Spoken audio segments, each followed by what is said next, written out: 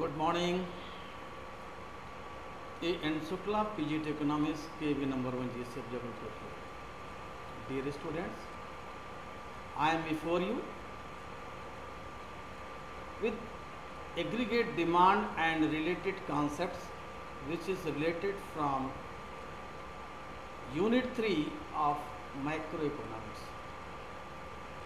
Dear students, I hope you are well aware about economy, demand, investment, consumption, saving and other concerned concept of this chapter. Here one thing is very important, please keep in your mind. In microeconomics, we will studies about aggregate demand instead of individual or market demand, as well as we will discuss about national income instead of personal and private income. So let us start the concept aggregate demand and their related concepts. Aggregate demand is defined as total of expenditure that people plan to incur on the purchase of goods and services produced in the economy at different level of their income during an accounting year. यहाँ दो तीन बातें बहुत ज़रूरी है। पहली बात तो एग्रीगेट डिमांड किसी इकोनॉमी की, किसी अकाउंटिंग ईयर की देश के सभी लोगों के द्वारा वस्तुओं एवं सेवाओं की डिमांड से, यानी ये सबका टोटल है। दूसरा बहुत इंपॉर्टेंट है, people plan to incur on the purchase of goods and services. इसका मतलब ये है कि ये वो डिमांड है जो देश के लोग गुड्स एंड सर्विसेज परचेज करने की प्लान करते हैं, यानी विश। एक और इम्पॉर्टेंट है कि ये जो एग्रीगेट डिमांड है या जो कंजम्पशन एक्सपेंडिचर है, this is related with the different level of income. क्या मतलब है इसका? मतलब ये है कि ये इंड्यूस्ड कंजम्पशन एक्सपेंडिचर है। Induced means the consumption expenditure which is related with the level of the income. क्या मतलब कि जैसे जैसे हमारी इनकम बढ़ेगी तो कंजम्पशन एक्सपेंडिचर भी बढ़ेगा एंड वाइस वर्सा। अब ये आगे चल के हम लोग चर्चा करेंगे कि एक सर्टेन लेवल आएगा जब हमारी इनकम तो बढ़ रही है, लेकिन कंजम्पशन एक्सपेंडिचर इनकम के प्रोपोर्शनेट, जितना इनकम इंक्रीज हुई है उतना कंजम्पशन एक्सपेंडिचर इंक्रीज नहीं होता है। ये अगले चैप्टर में चर्चा करें। तो एग्रीगेट डिमांड में बेसिकली क्या है कि देश के लोगों के द्वारा किसी अकाउंटिंग ईयर में, किसी इकोनॉमी में गुड्स एंड सर्विसेज पर जो उनके इनकम के आधार पर जो खर्च करने का प्लान बनाया जाता है उसे ही aggregate demand.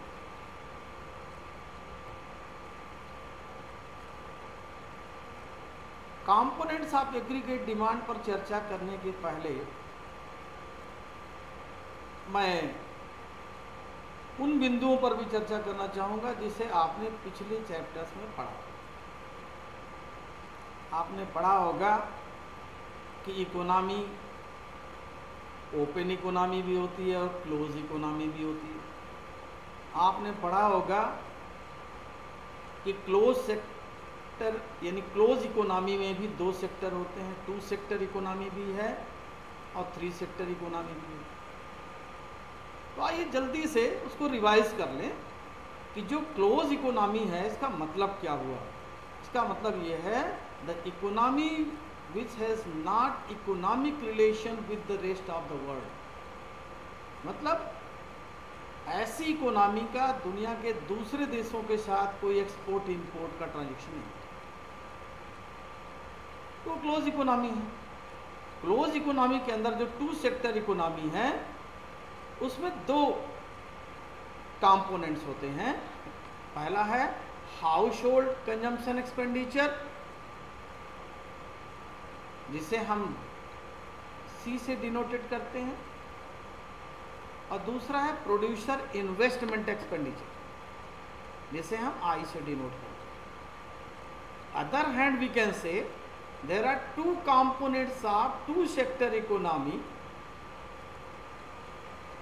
First is household consumption expenditure and second one is producer investment expenditure. तो इस प्रकार हम कह सकते हैं कि क्लोज इकोनॉमी के अंतर्गत जो टू सेक्टर इकोनॉमी है, उसमें जो एग्रीगेट डिमांड है वो दो बिंदुओं का कंपोनेंट्स है, हाउस होल्ड कंजम्पशन एक्सपेंडिचर और प्रोड्यूसर इन्वेस्टमेंट एक्सपेंडिचर। इसीलिए टू सेक्टर इकोनॉमी में AD equal to C plus I, ये जी और एक्स माइनस एम नहीं, टू सेक्टर इकोनॉमी में AD equal to C plus I. आइए, हमने कहा था ना कि क्लोज इकोनॉमी में भी टू सेक्टर इकोनॉमी भी है और थ्री सेक्टर इकोनॉमी भी है, तो हम वो थ्री सेक्टर इकोनॉमी की भी चर्चा कर लेंगे। थ्री सेक्टर इकोनॉमी में हाउस होल्ड कंजम्पशन एक्सपेंडिचर और प्रोड्यूसर इन्वेस्टमेंट एक्सपेंडिचर के अलावा तीसरा एक और कंपोनेंट जुड़ता है, जिसका नाम है गवर्नमेंट एक्सपेंडिचर। यहाँ ये ध्यान रखें कि इस गवर्नमेंट एक्सपेंडिचर में गवर्नमेंट कंजम्पशन एक्सपेंडिचर भी है और गवर्नमेंट इन्वेस्टमेंट एक्सपेंडिचर भी है, जिसे हम जी से डिनोट करते हैं। तो थ्री सेक्टर इकोनॉमी के तीन कंपोनेंट हो गए, household consumption expenditure, producers investment expenditure और गवर्नमेंट एक्सपेंडिचर। तो इस प्रकार से हम कहेंगे कि थ्री सेक्टर इकोनॉमी में एडी का कंपोनेंट कौन कौन हुए, फार्मूला कैसे हुआ, AD equal to C household consumption expenditure, I producer investment expenditure and G government expenditure. तो ये तीन कंपोनेंट हो गए थ्री सेक्टर में, सी, आई और G. Now I will discuss for you components of aggregate demand in open economy.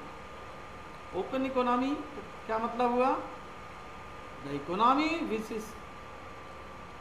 which has economic relation with rest of the world। Economic relation का मतलब है एक्सपोर्ट और import, इसीलिए इसको four sector economy कहते हैं। तो आइए देखते हैं इसके कंपोनेंट कौन कौन हुए, house hold consumption expenditure, producer investment expenditure, government expenditure. ध्यान रखें, यहाँ एक्सपेंडिचर में कंजम्पशन एक्सपेंडिचर भी है और इन्वेस्टमेंट एक्सपेंडिचर भी है। और चौथा जो नया जुड़ा फोर सेक्टर में वो है नेट एक्सपोर्ट्स, यानी difference between export and import of the country. Here X is denoted for export of the country and M is denoted for import of the country. इसीलिए ये net exports means difference between export and imports, मतलब X minus M.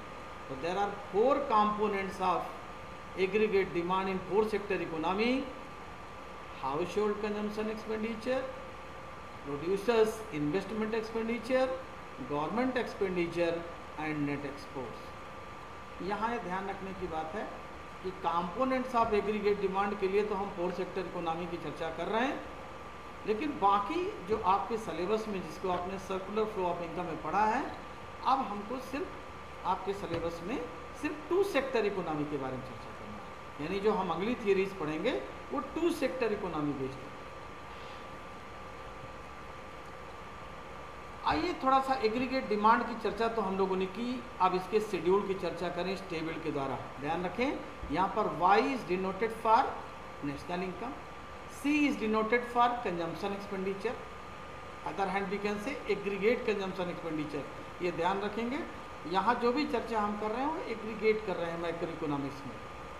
तो Y का मतलब national income, C का मतलब aggregate consumption expenditure, I का मतलब इन्वेस्टमेंट एक्सपेंडिचर, AD का मतलब aggregate demand, C plus I two sector economy में। यहाँ दो तीन चीज़ें इस टेबल में ज़रा ध्यान देंगे आप।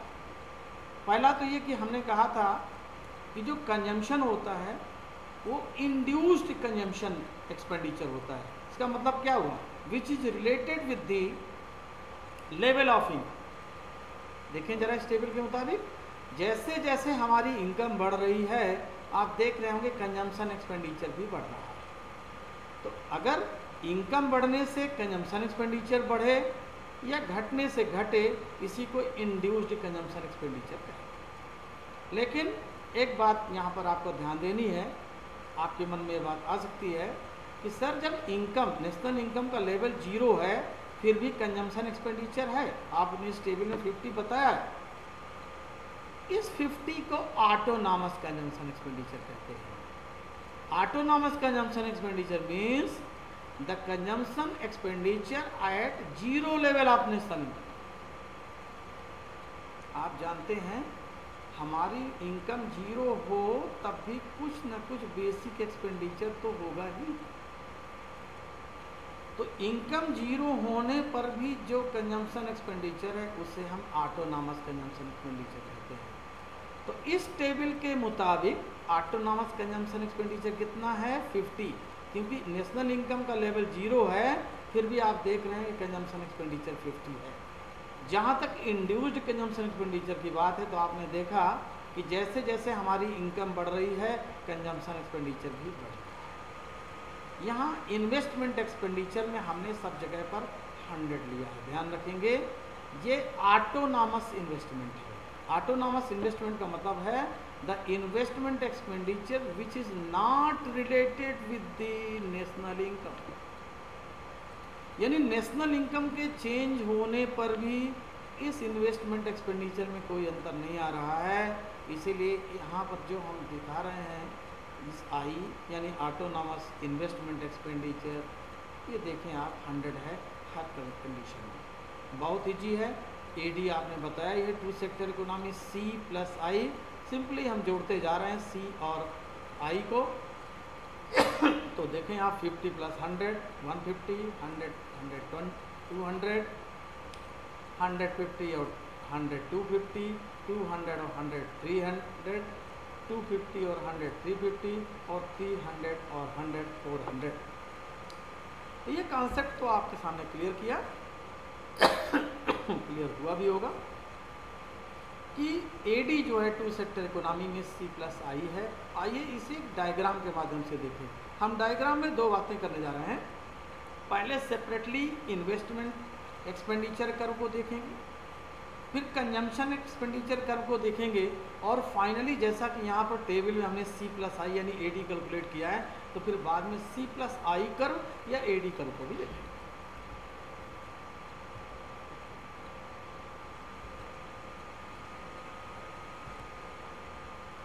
आप देखते हैं ये हम लोग चर्चा कर चुके हैं कि C is stand for household consumption expenditure और I stand for producers investment expenditure. आइए इस टेबल में हमने ओ एक्स पर इनकम को शो किया है और ओ वाई एक्सिस पर कंजम्पशन एक्सपेंडिचर और इन्वेस्टमेंट एक्सपेंडिचर। सबसे पहले सेपरेटली हम इन्वेस्टमेंट एक्सपेंडिचर को प्रदर्शित कर रहे हैं। आप देख रहे होंगे this investment expenditure curve is horizontal to O X axis. क्या मतलब है कि इनकम के चेंज होने पर भी इन्वेस्टमेंट एक्सपेंडिचर चेंज नहीं हो रहा है, जिसे हम लोगों ने ऑटोनॉमस इन्वेस्टमेंट एक्सपेंडिचर कहा। दूसरा, अभी आपने टेबल में देखा था कि जैसे जैसे इनकम बढ़ती है तो कंजम्पशन बढ़ता है, और ये भी देखा था आपने कि 0 लेवल इनकम होने पर भी कंजम्पशन एक्सपेंडिचर 0 नहीं था। आपने यहाँ पर देखा है कि ये जो टेबल में 50 देखा था आपने, तो टेबल से तो डायरेक्ट मतलब नहीं है। आप ये देखिएगा कि नेशनल इनकम 0, इधर OX में इनकम को दिखा रहे हैं, इनकम 0 होने पर भी ये कंजम्पशन एक्सपेंडिचर है। यानी ये जो कंजम्पशन एक्सपेंडिचर जहाँ पर मैं कर्सर चला रहा हूँ, ये कंजम्पशन एक्सपेंडिचर, ये जो एरिया है ये ऑटोनॉमस कंजम्पशन एक्सपेंडिचर को शो करता है। यहाँ ये भी देखने की बात है कि जैसे जैसे इनकम बढ़ रही है तो कंजम्पशन एक्सपेंडिचर भी बढ़ रहा है, क्योंकि ये इंड्यूस्ड कंजम्पशन एक्सपेंडिचर है। तो इंड्यूस्ड कंजम्पशन एक्सपेंडिचर का मतलब है which is related with the change in income. Income बढ़ रही है, कंजम्पशन एक्सपेंडिचर भी बढ़ रहा है। अब जैसा कि टेबल में किया था एडी कैलकुलेट करने के लिए C plus I two sector economy में, तो हमने सी और आई का जो इंडिपेंडेंट दिखाया है, अब इन दोनों को सी और आई को जोड़ा और एक नया एडी कर्व जिसको आप कहते हैं या consumption and investment expenditure curve, ये आपको दिखाई देगा। मुझे उम्मीद है कि ये कॉन्सेप्ट आपको समझ में आया। यह तब एग्रीगेट सप्लाई आपके सिलेबस में अलग से नहीं है, फिर भी चूँकि जब हम consumption and saving and investment approach पढ़ेंगे तो उसके लिए एएस के बारे में थोड़ी सी जानकारी हमको होनी चाहिए, तो आइए जल्दी से उसको भी चर्चा थोड़ा सा कर लेते हैं। देखते हैं aggregate supply. Aggregate supply refers to aggregate production as planned by producers during an accounting year in the economy is the common word, ये वो तो रहेगा ही। आइए देखिए जो मेन बिंदु है, कह रहे हैं कि ये एग्रीगेट प्रोडक्शन है पूरे किसी इकोनॉमी में, किसी अकाउंटिंग ईयर में सभी प्रोड्यूसर जो प्रोडक्शन करने का प्लान कर रहे हैं, ध्यान दीजिए, production as planned by the producers, उसी को आप एग्रीगेट सप्लाई कहेंगे। It implies flow of goods and services in the economy during an accounting year. ये शब्द क्या है, कुछ आपको समझ में आया कि ये फ्लो शब्द क्यों बोल रहा है? ध्यान दें, चाहे वो एग्रीगेट डिमांड हो चाहे एग्रीगेट सप्लाई, दोनों ही फ्लो कॉन्सेप्ट है। आपने पिछले चैप्टर में स्टॉक और फ्लो पढ़ा है। स्टॉक में क्या होता है, स्टडीज ऑफ पर्टिकुलर पॉइंट या related concern with the particular point of time. In other hand, we can say stock is related with point of time, but flow is related with period of time. तो चाहे लोगों के द्वारा expenditure करने का plan हो, वो पूरे अकाउंटिंग ईयर में हो, उसका ही टोटल एग्रीगेट डिमांड है। चाहे प्रोड्यूसर्स के द्वारा प्रोडक्शन करने का प्लान हो, वो इंटायर अकाउंटिंग ईयर के लिए। तो ध्यान रखें, एग्रीगेट डिमांड और एग्रीगेट सप्लाई दोनों ही फ्लो कॉन्सेप्ट है, स्टॉक कॉन्सेप्ट नहीं है। इसलिए लिखा है it's implies flow of goods and services in the economy during an accounting year. आइए इसको एक टेबल से देख लें। जैसे जैसे इनकम बढ़ती है, आपने पहले भी पढ़ा है कि जो कंजम्पशन एक्सपेंडिचर बढ़ता है, और जीरो लेवल नेशनल इनकम पर कंजम्पशन एक्सपेंडिचर है जिसे आप ऑटोनॉमस कंजम्पशन कहते हैं, और इसकी वजह से ही आप देख रहे हैं कि जो जीरो लेवल नेशनल इनकम पर जो सेविंग होती है वो ऑटोनॉमस सेविंग होती है, यानी which is not related with the income, इसीलिए वो निगेटिव है। और जैसे जैसे हमारी इनकम बढ़ती है, मैंने चर्चा में कहा था कि कंजम्पशन भी बढ़ता है, लेकिन एक सर्टन लेवल के बाद कंजम्पशन एक्सपेंडिचर उस प्रोपोर्शनेट में नहीं बढ़ता जितना इनकम बढ़ती है, यानी उनके बीच एक गैप आ जाता है, इंक्रीज इन इनकम और इंक्रीज इन कंजम्पशन के बीच में, और वो गैप सेविंग के रूप में सामने आता है। यानी जहाँ पर कंजम्पशन इनकम से कम होने लगता है, वहीं से सेविंग बढ़ना स्टार्ट हो जाती है। आप देख रहे हैं इस कर्व में एएस के लिए C+S है, और C+S को हमने जोड़ा 50 और -50 को जोड़ा तो 0। हाँ, यहाँ एक बात और आप देख रहे होंगे कि जो AS है यानी C+S है वो Y के बराबर है। आप उसके डेफिनीशन में इसका उत्तर छुपा हुआ है, क्योंकि एग्रीगेट सप्लाई जो प्रोड्यूसर्स प्लान करते हैं प्रोडक्शन करने का, और प्रोडक्शन की वैल्यू ही नेशनल इनकम है, इसीलिए आप देखेंगे कि जो Y है नेशनल इनकम है और एग्रीगेट सप्लाई दोनों बराबर होते हैं। आइए इसको जल्दी से देख लें, इसका डायग्राम।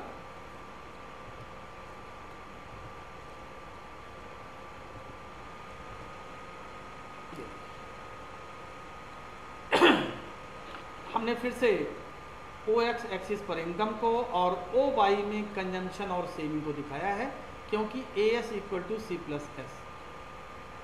ये जो कर्व है ये C+S कर्व कह सकते हैं, इसको नेशनल इनकम कर्व कह सकते हैं, इसको एग्रीगेट सप्लाई कर्व कह सकते हैं, इसलिए हमने मेंशन किया है AS = Y = C+S।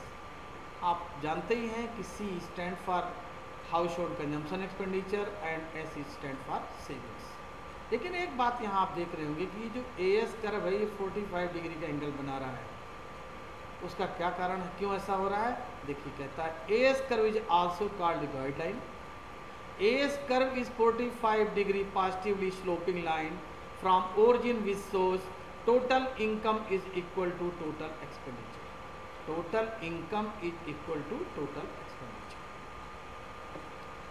एएस के लिए बहुत ज़्यादा डिस्कशन करने की जरूरत नहीं है, आइए आगे बढ़ते। तो बच्चों हम लोगों ने चर्चा किया कि एग्रीगेट डिमांड क्या है, उसके कंपोनेंट कौन है, ओपन इकोनॉमी में कौन है और क्लोज इकोनॉमी में। क्लोज इकोनॉमी में 2 सेक्टर इकोनॉमी है, 2 सेक्टर और 3 सेक्टर। इसके साथ साथ एग्रीगेट डिमांड के टेबल और उसके डायग्राम के बारे में चर्चा किया। अब हम इसी यूनिट के दूसरे कॉन्सेप्ट के बारे में चर्चा कर रहे हैं, propensity to consume and propensity to save. एक बात और बताना चाहता हूँ, वो जो कंजम्पशन कर्व था वो किस आधार पर चेंज होगा, ये एमपीसी पर डिपेंड करता है, जिसको आप मार्जिनल प्रोपेंसिटी टू कंज्यूम। तो यहाँ हम प्रोपेंसिटी टू कंज्यूम के अंतर्गत 2 कॉन्सेप्ट पढ़ेंगे, average propensity to consume which will be denoted by APC and marginal propensity to consume which will be denoted by MPC. इसके साथ ही we will discuss for you propensity to save, under which we will discuss average propensity to save APS and marginal propensity to save MPS. Let us start first of all APC. APC is defined as the ratio of aggregate consumption expenditure to aggregate income. समझ में थोड़ा और easy करता हूँ। अभी हम लोगों ने चर्चा में कहा था कि जो कंजम्पशन एक्सपेंडिचर है वो इंड्यूस्ड कंजम्पशन एक्सपेंडिचर होगा, यानी जैसे जैसे इनकम चेंज होगी तो कंजम्पशन एक्सपेंडिचर भी चेंज होगा, एक्सेप्ट ऑटोनॉमस कंजम्पशन। यहाँ हम ऑटोनॉमस कंजम्पशन की चर्चा नहीं कर रहे, हम यहाँ पर इंड्यूस्ड कंजम्पशन एक्सपेंडिचर की चर्चा कर रहे हैं। तो कंजम्पशन एक्सपेंडिचर इनकम के आधार पर चेंज होगा, यानी इनकम चेंज तो कंजम्पशन चेंज, इनकम बढ़ी तो कंजम्पशन एक्सपेंडिचर बढ़ा एंड वाइस वर्सा। तो मैं इसको सरल शब्दों में कहना चाहता हूं कि APC express the relationship between income and consumption. इनका बेस क्या है, किसके आधार पर कंजम्पशन एक्सपेंडिचर चेंज होगा? It is related with the income, यानी इनकम चेंज होगी इसलिए कंजम्पशन चेंज होगा। तो बेस क्या है? National income. तो फार्मूला कैसे बनेगा? APC equal to C upon Y, यानी ये जो कंजम्पशन एक्सपेंडिचर है किससे रिलेटेड है? National income. You know very well here consumption is denoted by C and national income is denoted by Y। आइए इसको डायग्राम से देखते हैं। फिर से हमने OX पर नेशनल इनकम को दिखाया, यहाँ जहाँ पर भी हमने इनकम लिखा है उसको नेशनल इनकम समझें। जहाँ हमने कंजम्पशन शब्द चर्चा किया उसे आप एग्रीगेट कंजम्पशन एक्सपेंडिचर समझें, ठीक है। तो देखें जरा, जो इनकम का लेवल है ON, ध्यान रखें हमने OX पर इनकम को बताया है और OY पर कंजम्पशन एक्सपेंडिचर को। तो जब हमारा इनकम है ON तो उस समय हमारा कंजम्पशन एक्सपेंडिचर है OM। अब आपके मन में ये विचार की तरफ ये OR क्या है? ये OR ऑटोनॉमस कंजम्पशन को बता रहा है। नेशनल इनकम 0 है फिर भी कंजम्पशन है, ये OR किसको दिखा रहा है? Autonomous consumption. तो क्योंकि कंजम्पशन कभी 0 नहीं होगा इसलिए ये यहाँ ऑटोनॉमस कंजम्पशन से स्टार्ट हो रहा है। ये हमारा कंजम्पशन कर्व बना और ये किस पर बेस है? इसका जो स्लोप किस पर बेस है? ये MPC पर बेस है। आइए देखते हैं। तो फिर से एक बार देखें, हमारा इनकम है ON तो हमारा कंजम्पशन एक्सपेंडिचर है OM। दूसरे शब्दों में अगर मैं कहूँ कि अगर हमारा इनकम ON से बढ़ जाएगा तो हमारा कंजम्पशन एक्सपेंडिचर भी OM से बढ़, उसको हम लोग आगे देखेंगे। तो once more, APC is express relationship between consumption due to national income, APC equal to C upon B। आइए नेक्स्ट कॉन्सेप्ट देखें। Marginal propensity to consume is defined as measure of the rate of which aggregate consumption spending changes as national income change. क्या कहना चाहिए? ये कह रहा है कि जो मार्जिनल प्रोपेंसिटी टू कंज्यूम, ये क्या बताएगा? ये बताएगा due to change in national income how much consumption expenditure change. Due to change in national income how much consumption expenditure change. यहाँ जो चेंज के लिए हम एक साइन यूज करेंगे जिसको हम कहते हैं डेल्टा। बाकी बिल्कुल उसी तरह है जैसा कि पहले पढ़ा था।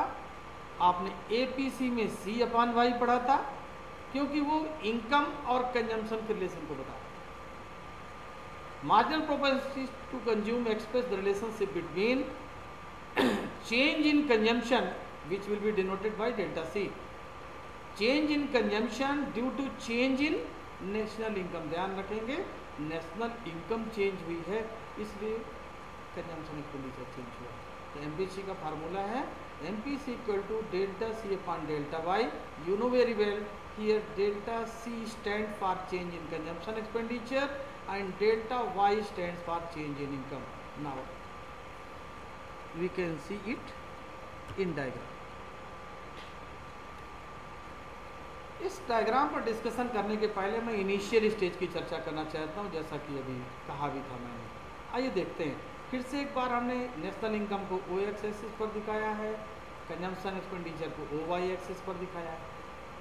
मैं पहले की चर्चा करना चाहता हूं बिफोर डिस्कस MPC। आप यहाँ अगर पहले भी इसमें देखें तो हमारी जो नेशनल इनकम है OQ1 है और कंजम्पशन एक्सपेंडिचर OC1 है। ये तो APC में आप देख चुके हैं। आइए एक चेंज क्या हुआ है। अब चेंज ये हुआ है कि हमारा जो नेशनल इनकम है OQ1 से इंक्रीज होके OQ2 हो गया है।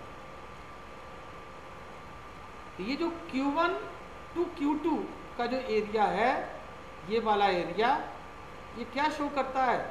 Change in national income which has denoted by delta. अब क्योंकि नेशनल इनकम चेंज हो गई है, इंक्रीज हुई है, OQ1 से OQ2 हुई है, तो नेचुरली हमारा कंजम्पशन एक्सपेंडिचर भी चेंज होगा और वो OC1 जो पहले था अब वो बढ़ करके OC2 हो गया। आप देख रहे होंगे ये जो प्रीवियस कंडीशन और अब C1 और C2 चेंज हो गया है। यहाँ से ये इतना बढ़ गया, यानी अब कितना हो गया? When our national income is OQ2 our consumption expenditure reach to OC2। तो ये जो एरिया है ये चेंज इन कंजम्पशन एक्सपेंडिचर को शो करता है which will be denoted by delta C। तो आप देखें ये डेल्टा Y का एरिया यानी चेंज इन नेशनल इनकम, और ये डेल्टा C यानी ये क्या शो करता है? Change in consumption expenditure. तो आप समझ ही चुके होंगे कि MPC delta C upon delta Y। तो अगर इसको इस तरह से देखें तो MPC इक्वल टू EF। अब आपको समझना है कि ये EF क्या है। EF है डेल्टा C, चाहे मैं C1 C2 कहूँ और चाहे EF कहूँ। आपने लिखा ना फार्मूले में MPC equal to delta C upon delta Y। तो डेल्टा C क्या है? EF।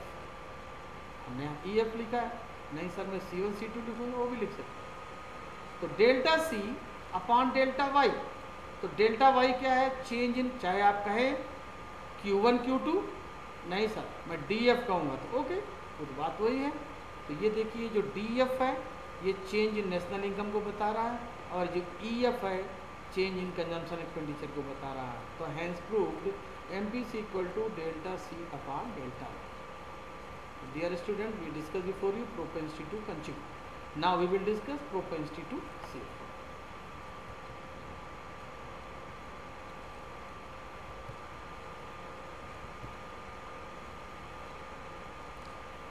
In propensity to save, we will discuss first of all average propensity to save. Once more, APS is defined as the ratio of aggregate saving to aggregate income.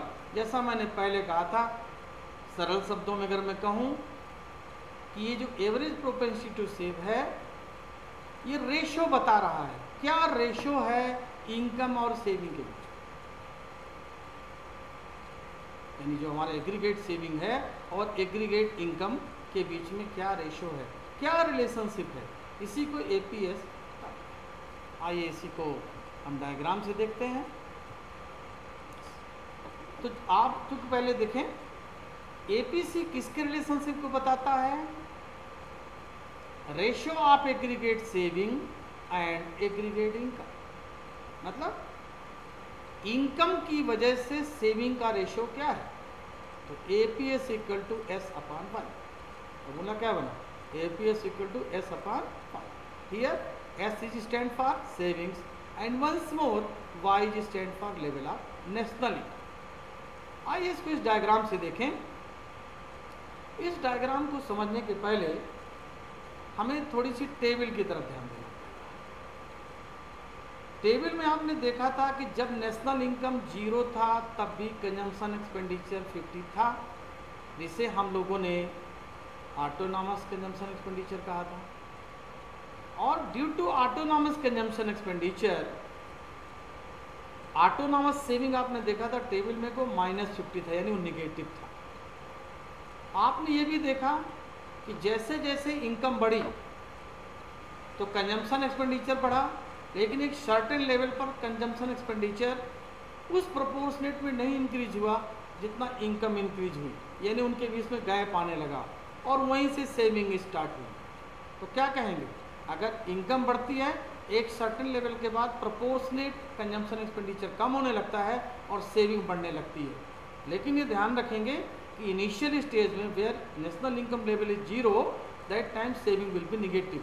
तो diagram में फिर से हम देख रहे हैं कि जो सेविंग है, ये देखिए 0 इनकम लेवल पर सेविंग क्या है, निगेटिव है। जैसे जैसे इनकम हमारी बढ़ती जा रही है सेविंग निगेटिव से ऊपर की ओर है। और एक लेवल ऐसा आया था जहाँ पर नेशनल इनकम और कंजम्पशन, टेबल में अगर आप ध्यान दे पाएँ, आराम से बाद में भी देख सकते हैं कि जब हमारा नेशनल इनकम का लेवल 100 था उस समय कंजम्पशन का लेवल भी 100 था और that times our saving was 0। तो वो जो 0 लेवल है यहाँ पर शो कर रहा है। आप उसके बाद जब देखें कि हमारा जब नेशनल इनकम 200 हुआ और कंजम्पशन 150 हुआ तो सेविंग बढ़ना स्टार्ट हुआ और धीरे जैसे जैसे इनकम बढ़ती गई हमारा सेविंग का लेवल बढ़ता गया। तो in this diagram this curve shows saving curve and which shows the relationship between income and saving। आगे देखें, अब क्या पढ़ेंगे हम लोग, marginal propensity to save। Marginal propensity to save is defined as the measure of rate at which saving changes as national income changes। मैं इसको भी सरल कर देता हूँ। ये marginal propensity to save express the relationship between change in saving due to change in national income. यानी अगर हमारी नेशनल इनकम चेंज हो रही है तो सेविंग भी चेंज होगा। यहाँ आप जानते हैं कि हम चेंज के लिए डेल्टा शब्द इस्तेमाल करते हैं, तो चेंज इन सेविंग को किससे डिनोट करेंगे, डेल्टा एस। और चेंज इन नेशनल इनकम को जैसा पहले किया था डेल्टा वाई से, तो क्या फार्मूला निकल के आएगा, MPS equal to delta S upon delta Y. MPS equal to delta S upon delta Y, where S is stand for saving and Y is stand for level of income. Here delta S is stand for change in saving and delta Y is stand for change in national income. आइए इसको diagram से देखते हैं। पिछले diagram में जब हम लोग एपीएस की चर्चा कर रहे थे तो हम लोगों ने इस सेविंग कर्व की चर्चा किया है और नेशनल इनकम तो उसी तरह से है। Once more we are presenting here O X income in O X axis and savings in O Y axis. पिछले उसमें देखें कि हमारी जो इनकम थी ओ एम थी और हमारी जो सेविंग थी ओ आर थी। अब हमारा जो नेशनल इनकम ओ एम से बढ़ करके ओ एन हो गया, यानी चेंज आ गया एम और एम का, इसको हम डेल्टा वाई का एरिया कह रहे हैं, यानी चेंज इन नेशनल इनकम। और इसके चेंज होने की वजह से हमारा जो सेविंग लेवल जो ओ आर था वो भी बढ़ के ओ एस हो गया, यानी जो गैप आ गया आर एस इंक्रीज कर गया, तो इसको हम कहेंगे डेल्टा एस, यानी चेंज इन सेविंग। तो फार्मूला आप कह रहे हैं M P S equal to delta S upon delta Y. तो डेल्टा एस को देखते हैं, ये एरिया, चाहे मैं आर एस कहूँ और चाहे मैं पी ओ कहूँ, तो डेल्टा एस के लिए क्या है, चाहे आर एस बोलूँ या P O. Okay, P O upon या पी ओ डिवाइडेड बाई, अब क्या देखना, डेल्टा वाई, वो कितना चेंज हुआ है, क्यू ओ, वो कितना चेंज हुआ, क्यू ओ या एम एन। तो हमारा एम पी एस हुआ P O upon Q O. Dear students, मुझे उम्मीद है कि आपके समझ में आ गया। आइए थोड़े से इनके रिलेशन की चर्चा कर लेते हैं कि एपीसी और एपीएस में क्या रिलेशन है और एमपीसी और एमपीएस में क्या रिलेशन है।